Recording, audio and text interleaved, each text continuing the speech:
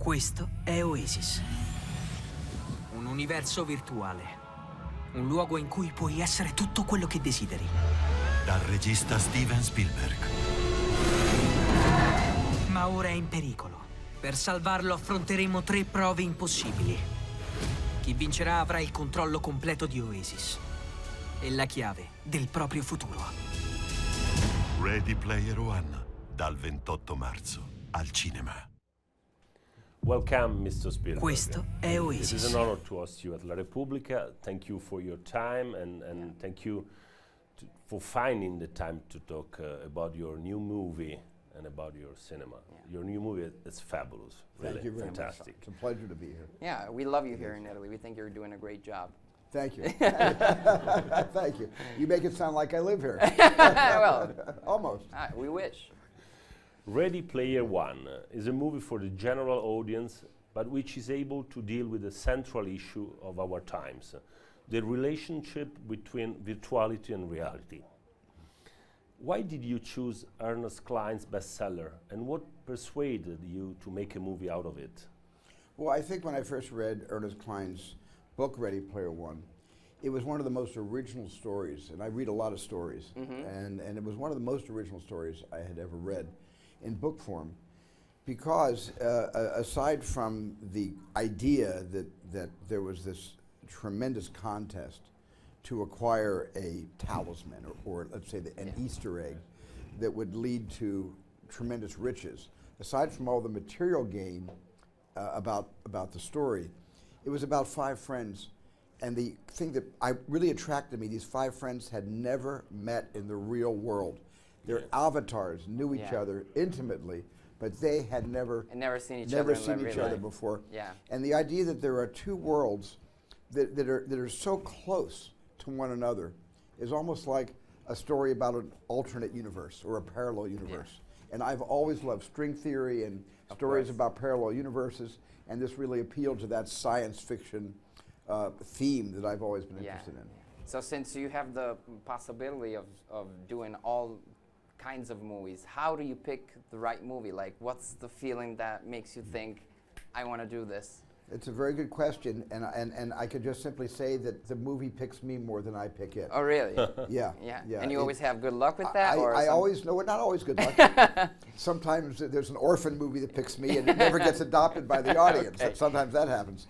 But I know the difference between wanting to devote a year or 2, in this case with Ready Player One, 3 years of my life to a project, and the difference between saying, I really like this story and I'd like to see this made into a film, but I think my company I will produce it and not direct it. Oh, wow. The difference between producing and directing is a vast difference. Of course. And I have to really, really be seduced by the story, the idea to get involved as a director. So does that happen when you read a book? When you start reading chapter by chapter, do you imagine the shots, the different shots, and how can you, if that happens a lot, you think it's a good movie to... But it's it always happens? It's not even thinking of shots.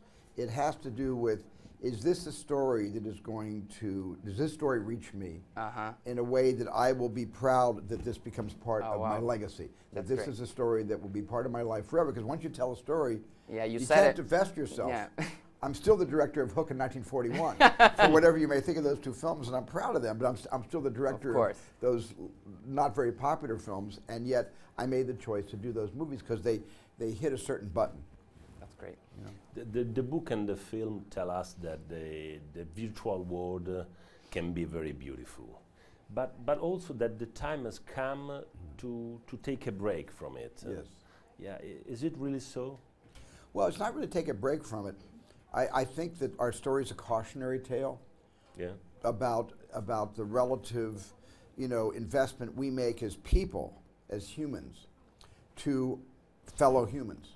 The amount of contact that we need that nourishes us, nourishes our souls, when we're actually making eye contact with each other, as opposed to our own kids who may have friends over to the house. I've seen this in my own living room, and my kids' friends come over and they talk like we talk, eye contact, and then they're right into their devices, and they're texting to each other, and they're only 3 feet away from each other, and they're sending Snapchats and Instagrams to each other. But I found really interesting that your movies are like, do you know Black Mirror? Yes. it's like sort of a reverse Black Mirror. Black Mirror depresses you and gives you anxiety. And when you do movies about technology, especially this one, it has a positive spin on it. Like the progression of technology, it's inevitable. Inevitable. Yeah. Yes. So do you think we have to embrace that, or you think we have to make like sort of rules and how to socialize better? I don't believe. I'm like James Halliday. I don't believe in rules. He doesn't believe in rules. I believe in the rule of law. Okay. But I don't believe that there are certain rules in terms of governing the freedom that all of us have to connect around the world, across the world through social media. I think we need to be governed by our own values, and based on hopefully how our parents have raised us, how our teachers have influenced us, and those values I think will make us ladies and gentlemen about it. Yeah. But I don't believe in rules in that sense. I just simply believe the way as a dad, I would say to my kids, you are limited to play video games. You can't watch television all day. Okay. You can't, be on your devices constantly. Of course. So those are the sort of rules that hopefully, are going to, create some law and order. Yeah, definitely. So are you addicted to smartphones? Yes. And how do you? Yes, I am. You too. So you said all this stuff about not being on your phone. Before I came on camera with both of you, I gave my assistant my smartphone to hold. Yeah. Because I was afraid that you would catch me feeling a vibration, and I would suddenly read and then realize I'm on TV. I can't go to my phone. You can't get your phone. Yeah. So I've got that kind of that kind of in Great American Westerns.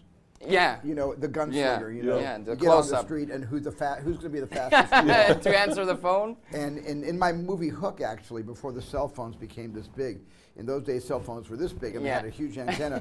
There's a scene at the beginning of Hook where Peter Banning, played by Robin Williams, has a fast draw phone contact. Oh yeah, that's so great. Yeah. From two holsters. Yeah, that's so great. What's your relationship with social media? My relationship to social media is I let in only what I need to know. Yeah. I like the kind of media I listen to. I listen to a lot of news social media. So I'm interested in Axios, which gives me my headlines and gives me and it tells me where to pay attention to what happened overnight. So every morning I wake up with Axios. But I don't have social media. I don't have a Twitter account. I'm not on Facebook. I don't Snapchat. All the things my kids do, my 7 kids and my 4 I don't do that at all. Okay. But I'm sure aware of it. And I made Ready Player One for all of you who are very, very involved in those worlds. Of course. And addicted. Yeah, but I'm addicted to my smartphone, and only in the sense that I use it for news and I use it to text and email. Are you excusing yourself for your addiction? No, I can't excuse myself for my addiction. I can only say an addiction basically is something that will wake you up in the middle of the night if you feel it. I know, if you're you feel right. it vibrating, You're right. Yeah. I have to take the phone out of my bedroom. Okay. Okay. This is a movie for both teenagers and grown-up. Yes. But the strongest message to everybody is that reality is the only thing that matters. At a certain point you said, because reality is real. Yes. And how relevant is the risk that we will forget it? It really depends on how technology and how the popularity of a certain platform of new technology like virtual reality is going to, like all the characters in Ready Player One, be an all-consuming force of unnatural. Yeah. I mean, it's something that inputs. Yeah. If we can totally create isolate a system that stimulates us based on people that program the stimulation, but at the same time we realize we could go to school, like in the Oasis. Yeah. If you read the book, you can go to a school called Ludus, and you can get a primary, secondary education. Oh, wow.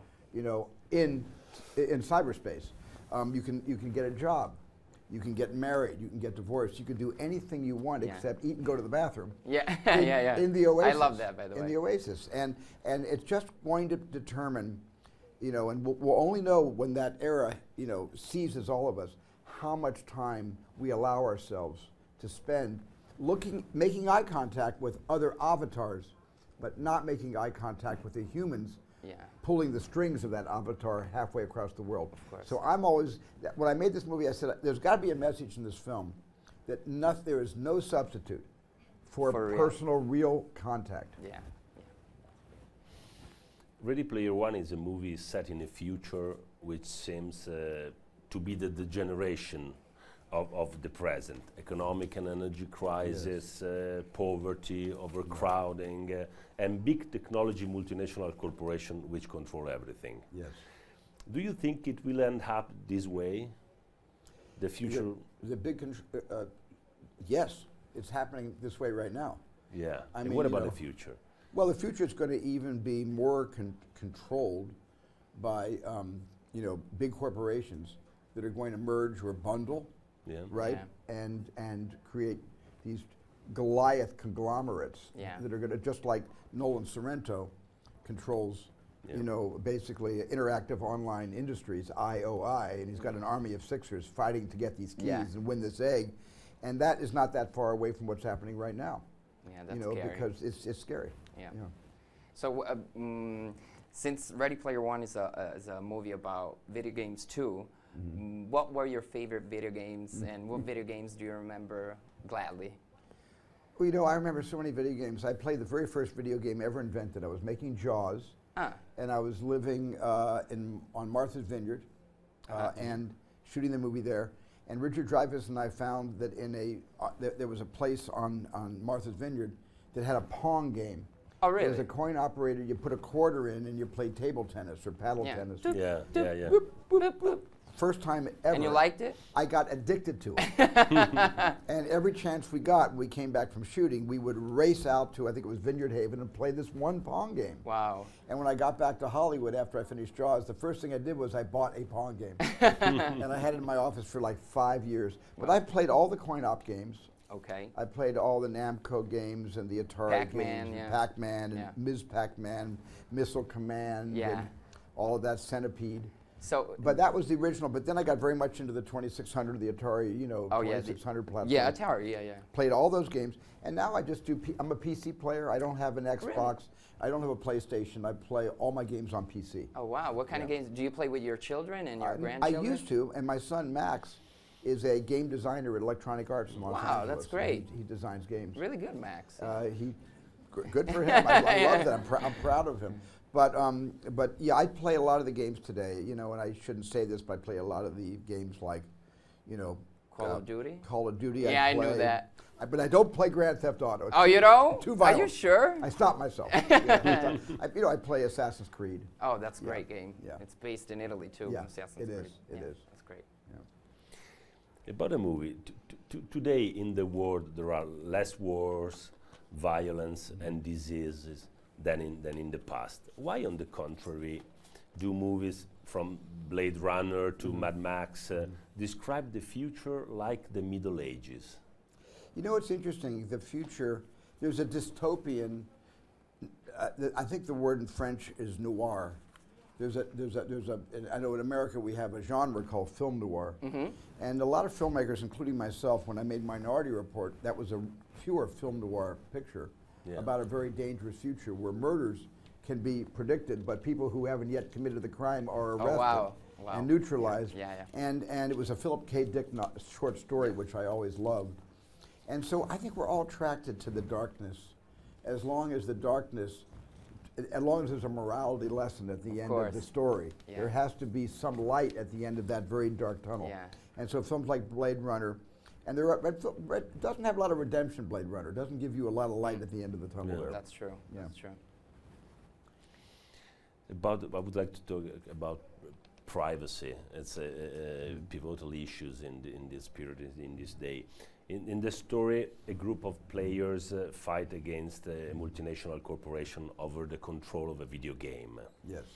And which represents a collective imagination. The issue of individual rights and of democracy is one of the central issues of your movies, in your fantasy, and also in your historical movies. I think Minority Report, Amistad, Lincoln. Yes.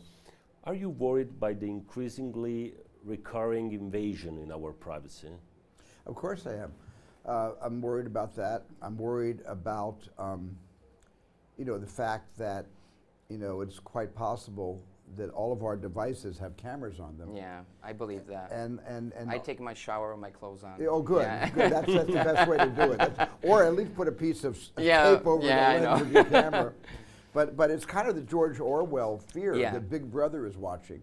And now it's not really Big Brother, it's Little Brother or Little Sister. And, and you could be observed from a laptop or even from a small smartphone.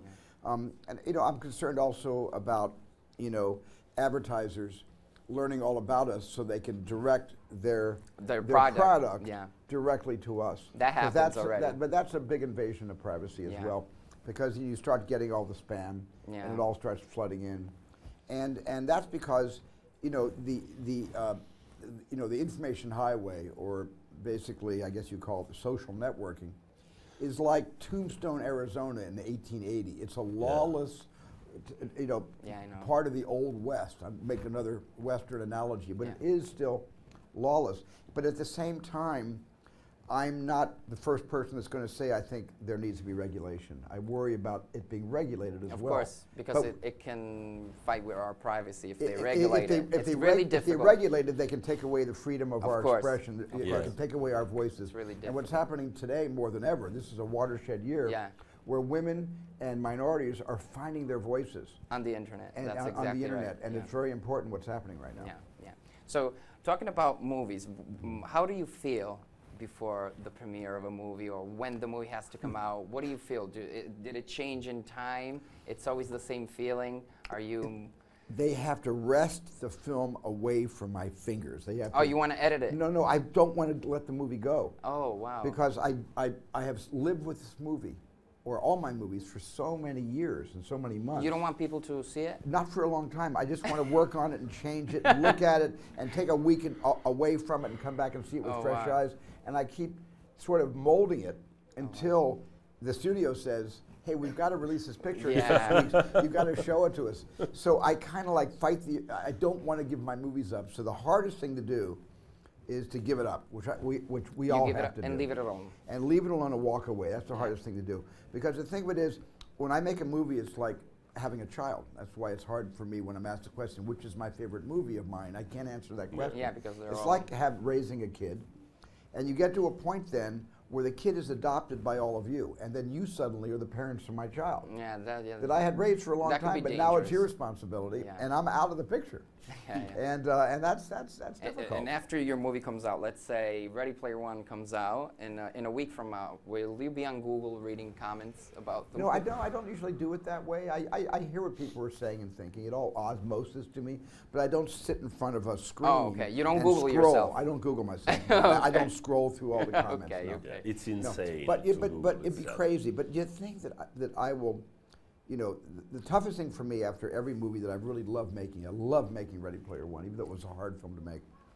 It's after it's all over, there's an emptiness, and the emptiness can only be filled if I find another story. Oh, okay. And if I don't have immediately another story to tell, and I have to search for it, and that takes a long time, you get depressed. I don't get depressed because but I get blue. Let's put it that way. Of course. Yeah. But you shot the post while you were preparing this new movie. I did. Yeah. How can one work on such different projects at the same time? Well, I think I'm not, but I think my career is bipolar. Also, in 1993, you already had to move back and forth between Schindler's List and Jurassic Park. Yes, yeah. Well, this is all about timing. I don't do that because I'm trying to torture myself or overburden myself with too much work. Sometimes films time out, that they just overlap. The production of one overlaps with the startup of another. And where it was not fun was Jurassic Park, because I was so involved in shooting a story about the Shoah, the Holocaust in Krakow, Poland. Yeah. That every time I had to go home to the house I was renting in Krakow and work with ILM on the digital dinosaur shots, it was not fun for me. That was not fun. So that's incredible. That's the incredible thing about it, though, that you did the work anyway, and you did one of the greatest movies of all time. That for us, it's incredible that you can do two different movies so quickly and at the same time. You're kind of like a tennis player that plays with 2 rackets. Oh my God! Oh my God! You're kind of like Venus and Vanessa Williams. Yeah, yeah, yeah. The both Siamese twins. I think that part of it is not a skill set. Okay. And it's not something that I can do naturally. It's a very unnatural thing to make 2 movies at the same time. The Post was a different experience. Let me explain that. I had already finished shooting Ready Player One, and I had finished cutting it together. Then I had an entire year, a year and 4 months of digital effects work with ILM and with Digital Domain. During the first few months of that, I was only required to show up for 3 hours once a week. And a month later, it was 2 days a week for 3 hours a day. Okay. And a month after that, it was 3 days a week for 3 hours a day. Then after that, it was every day. But in that little pause, you know, by some miracle, I got this script by Liz Hanna called The Post. Yeah. And it was a story that spoke to what's happening today with our administration today suppressing or trying to suppress our First Amendment rights and certainly the rights of a free press to print the truth when the truth is being labeled fake news. Of course. And because Richard Nixon did that to the Washington Post or the New York Times in 1971, when the Pentagon Papers were leaked, Meryl Streep and Tom Hanks and I thought, this is a public service to tell the story now. We're not going to make any money. We're just going to do a public service. That's why I felt it was urgent to make that movie last year. It's fantastic. As a journalist, I love that. Oh, good. Thank you. Yeah. Thank you. But do you still read newspaper, news on paper? On paper. Yeah? Every morning? I look at Axios online every morning. Yeah. And I look at, sometimes I'll look at CNN online, but I read the New York Times, I read the Washington Post, I read the Wall Street Journal almost every day. Wow, you read a lot of Thank newspapers. you. Yeah, that's really good.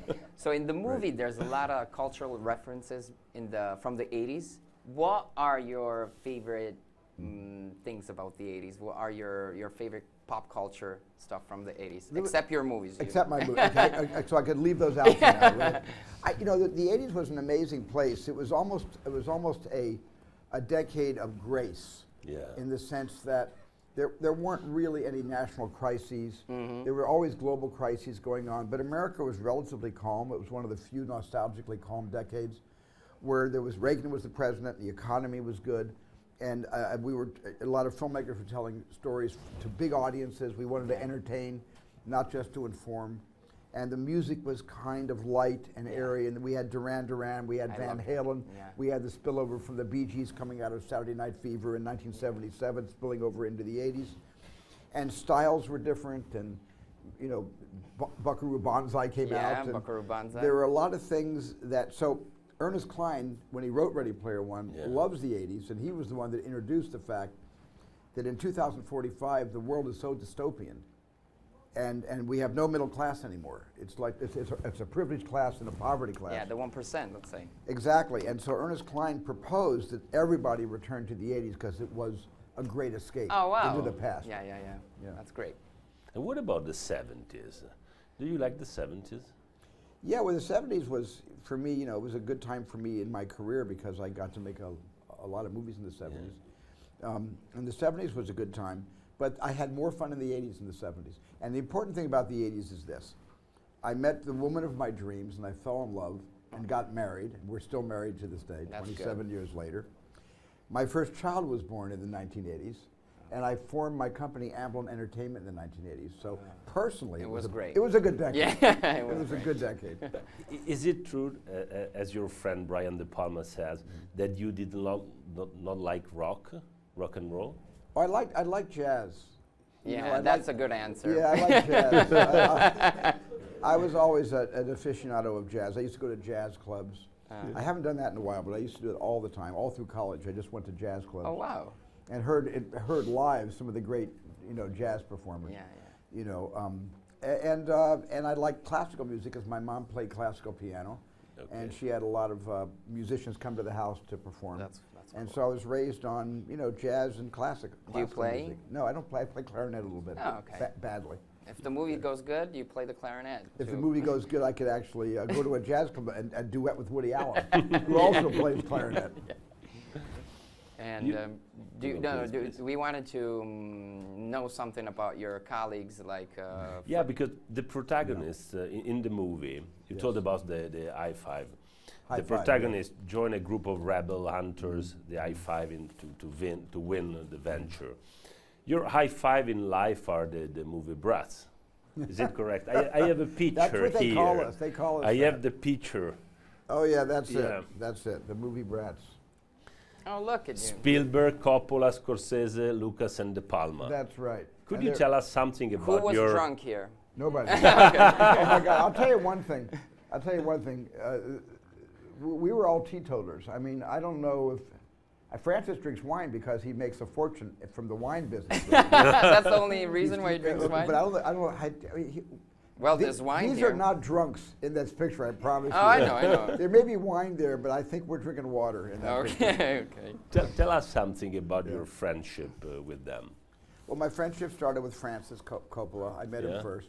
Francis introduced me to George Lucas at a film festival in the 60s for student films. It was at UCLA Royce Hall, and they were showing, it was a big competition between two great universities with film departments, UCLA and USC. Yeah. And so USC and UCLA had a sort of a bake-off. And I happened to come, I was in Long Beach State at the time, and I happened to come and watch. And backstage, George Lucas won first prize for THX 1138, the short film. Oh, wow. If any of you have seen that or seen it online. I heard. The short's fantastic. Yeah. I couldn't believe that a student made a film like that. It was exceptional. So I was introduced to George backstage at that event. We became best friends, and we have been ever since. And who else? And Brian, I met him in New York in 1971.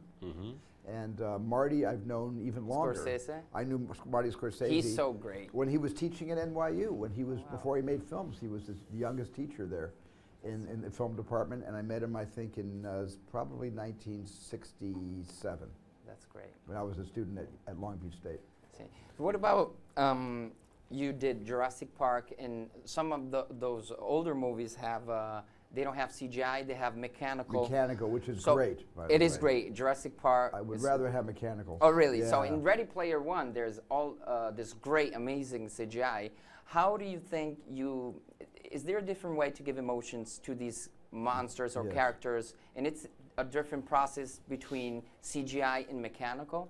Well, the great thing about mechanical is Stan Winston developed these full-size dinosaurs, full-size T-Rex, full-size brachiosaur head and neck, a full-size sick triceratops, a full-size Dilophosaurus, the one that spits in the Nedry's face. Yeah, I remember. And it was amazing because these are all operated the way I made E.T. was a full-size alien, and it's all operated by puppeteers backstage. They pull these levers and create the different facial expressions by pulling wires that stretch the polyethylene in the skin and gives the real feeling of emotion. When that's in the real world, here's the good news about that. The actors get to react directly to the scale and size of the T-Rex, to the two kids in the car, played by Lexington. So you say it helps the acting, It helps the acting because it's all happening in real time. Yeah, I agree. But in Ready Player One, the idea was everything's an avatar. So that's why we couldn't have anything in full-size reality. Wow. What about your friend, the I-5? We would like. Could you describe each of them through an adjective? Francis Ford Coppola. Yeah. Oh, one word? Yeah, one word for. Francis Ford Godfather. Francis Ford Coppola, Godfather. Martin Scorsese. Casino. No, I'm not with a movie. Marty Scorsese is. I call him a speed demon. Speed demon? Speed demon. Because he's fast. He talks fast. He moves fast. He thinks fast. He gets fast ideas. He interacts with his actors quickly. So he's a speedster. Wow. What about George Lucas? George Lucas is only I can say this because I know him so well. George Lucas is a comedian. Really? Yes. You can't tell, but he's a very funny guy. Wow. Yeah. With no wine, without drinking. No wine. He's naturally, he's very dry, but he's very funny. Okay. And Brian De Palma? Split screen. Split screen. Split screen. That's such a. If you ever seen any of Brian's films, they're all split screen. they're all split screen. But his movies are kind of like split screen. Are you as making well. fun of him in a? No, he would like that. He would say, "Yeah, Steve got me. He got me." And we know also that you like and you love Stanley Kubrick. Yes. Yeah. Next week in Italy there will be an auction of memorabilia about Kubrick. I have the catalog for you because. Thank you. Yeah. And You can find very strange memorabilia from him. Stanley, I'm not going to say he was a hoarder, but Stanley certainly kept most everything. So I'm very curious to know how all of this got into the world of commerce. But oh my goodness, there's some stuff in here I would like to get. Oh my good, thank you very much. Wow. So we were friends for 19 years. 19 years. Wow. I knew Stanley until he died. Yeah. I met him on the set of The Shining in 1980. Oh, that's so cool. And you know, we became friends mostly on the telephone. Okay. But so you called each other. Well, we'd have long conversations. We had About an 8-hour marathon telephone conversation one time. Wow. Yeah. About what? About movies. About AI. Oh wow. When he artificial. Artificial intelligence. The film that Stanley was supposed to make, and after his death, the family, Christian and Jan Harlow, his brother-in-law, asked me to take it over. That's great. But when he had developed this amazing story, no script yet. He asked me if I would produce it, and then later he asked me if I would direct it, and he would produce it. So that was, we went back and forth on that for a while. That's so great. Yeah. So who do you think is your greatest inspiration in your life? A person, or who inspires you, and who gives you the strength to be in the moment and to keep on doing this thing? That's easy. My mom. Your mom? My dad. That's My dad's 101. Oh wow. I lost my mom last year at 97, but my dad's 101. Wow. And my dad was my first producer. When I was 16 years old, I made a feature film called Firelight on 8mm film. Yeah. And my dad actually financed it. It cost $500. We had a screening, only one screening. We charged $1 a ticket. 501 people showed up, and we made $1 a profit. Yeah, that's a positive. So I would say my mom and my dad for sure. And then the other person that got my career jump-started is a man named Sidney Sheinberg, who was the head of Universal Television, then became head of Universal Studios, along with Lou Wasserman. And he's the guy that found me in college when I was like 21 years old and offered me a contract to direct television. Wow. Wow. Great. While watching a documentary about you, my daughter asked me, did he make all the movies? Did he leave nothing to the others? And I would like to understand, is there a movie made by another filmmaker you would have liked to shot? Oh, so many. Oh my goodness, where do I start? Let's just say but, one. But well, you know, there's so many movies that I would have loved to have had the chance to make. One of them is The Deer Hunter by Michael Cimino, which is one of my favorite films. Great. But it wouldn't have been the success if I had made it that Michael made, because I really believe that all filmmakers have an ability to do their own kinds of films. And you know, when we, you know, so that film, Michael Cimino was born to tell that story, to make that movie about Vietnam. It's the first film ever made about PTSD. Yeah, yeah. You know, post-traumatic stress syndrome. And that was his destiny, not mine. But I really love that picture so much. That's great.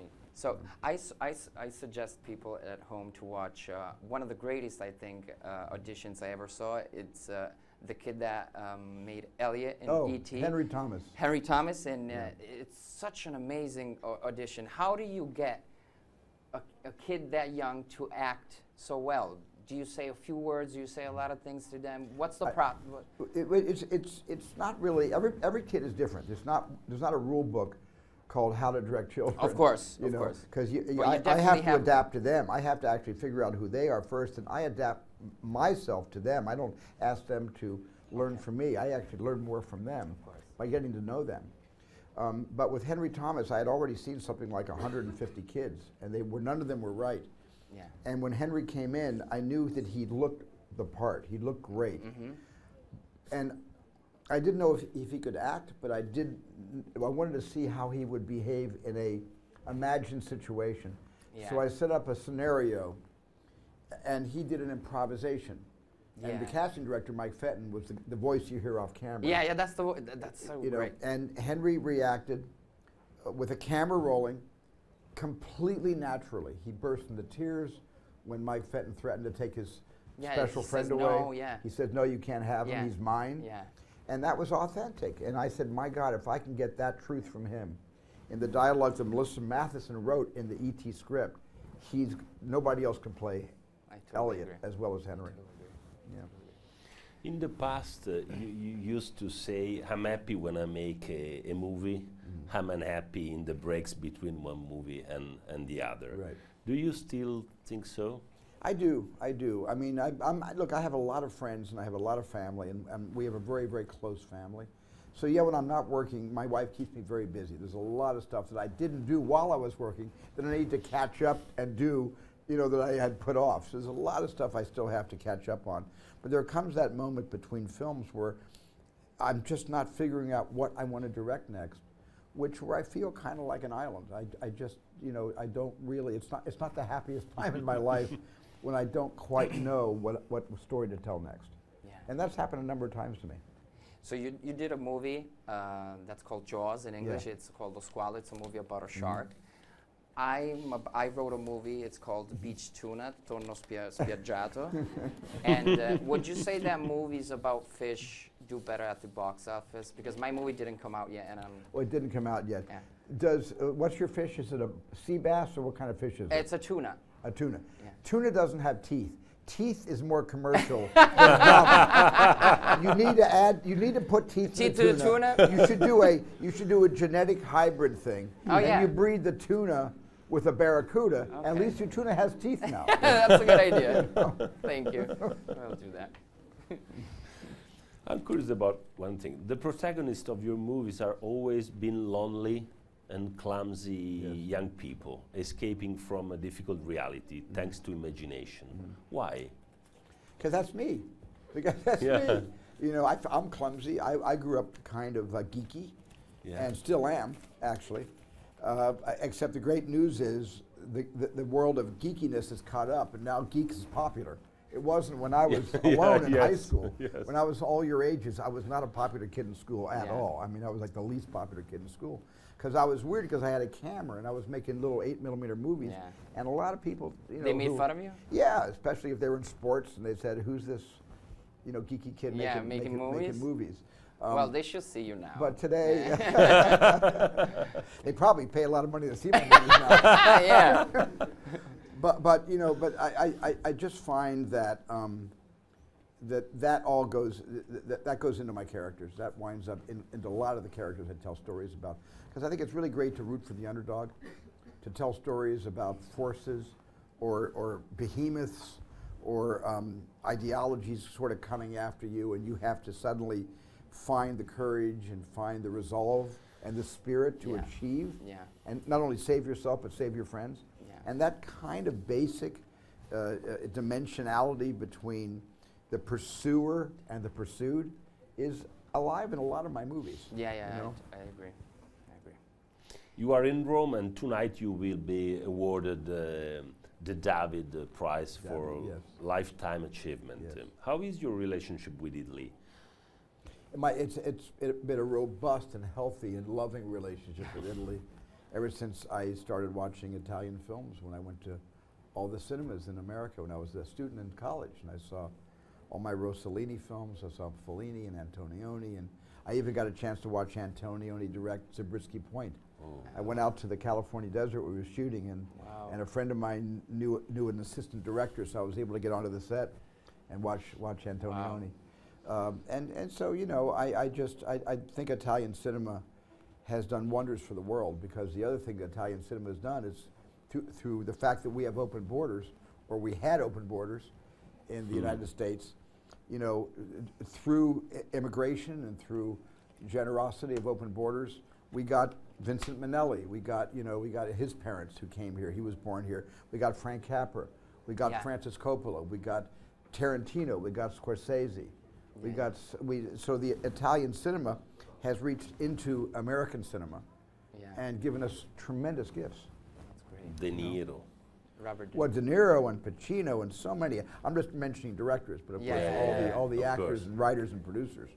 Sure. So Daniel Day-Lewis said in his documentary that artists only, he wants to retire, he said, and he doesn't want to make movies anymore. Because he said that artists only last a certain period of time. Right. Do you think that's true? Do you think it's just maybe you get sick of it? Or if you have a strong passion, can that passion not, you can end doing movies like that? I'll tell you quickly a sad story. Okay. Because when I was younger and becoming well known as a filmmaker, I had an opportunity to meet a lot of directors. Okay. Like Billy Wilder. We used to have lunch once every couple of weeks. Okay. And Frank Capra I met. When E.T. came out, he wrote me a fan letter, and we had lunch the next day after I received the letter. Wow. So I got to meet King Vidor, and I got to meet William Wellman, the director of the first movie that won the Oscar for Best Picture. The first Oscar ever was on a movie called Wings, directed by William Wellman. And I got to know Michael Powell. I got to know a lot of the great filmmakers. And they all had one thing in common. Nobody would hire them. Okay. Nobody would give them a chance to continue making movies by telling their stories. And that was, so they hadn't lost their passion. Okay. They hadn't gotten tired of directing. They hadn't gotten too old to direct. They fell out of the popular culture and were pushed to the side by a whole new generation of filmmakers. Last question. Thank you so much for your time, first of all. I love being here, by the way. Oh, thank you. We're happy too. It's a stupid question. What's your favorite place in Italy? Florence. Florence. I've spent a lot of time in Florence. My daughter went to school there at the university. She was at Brown University. Yeah. And she did her junior year, gap year, not gap year. But does she like it here? She loved it here. Oh, and we discovered Florence through our daughter. And then so many of my friends since then have gotten married in Florence. We keep going back for weddings all the time. And what about Rome? Oh, yeah. I love Rome because Rome is, Rome was the city of our film Gladiator. Yeah. Rome is also, the city that's probably been most rebuilt by Hollywood dream makers. There's so many stories that have taken place about Rome, about the Roman Empire. Mm-hmm. It's so popular. But Rome itself is a city that respects its past, loves its history, and enjoys sharing its history with everybody, which means it preserves it. Yeah. And that doesn't happen in my country. Yeah. We take a bulldozer and we bulldoze history, that's right. and we put up a big glass building. Yeah. Whereas here in Italy, history is revered, and I really respect that. Thank you. Grazie, Frank. Can I ask Thank you you one so last much. question? Sure. Could I make a video of you telling people to watch my movie, please? Yes. It's called Tonno Spiaggiato. It comes out the 10th of May. Okay, what's it called? Tonno Spiaggiato. Okay. When you see Tonno Spiaggiato, come to theaters. And if the poster makes you feel that is one heck of a scary trout or one heck of a scary bass or whatever the fish is, then I'm sure it's worth your time. Thank you, Stephen. Thank you. Oh, thank you. Thank you very much. Thank you so much. Thank you so much. Thank you. Thank you. And thank you. Thank all of you very much. Thank you. It's so pleasure to sit here.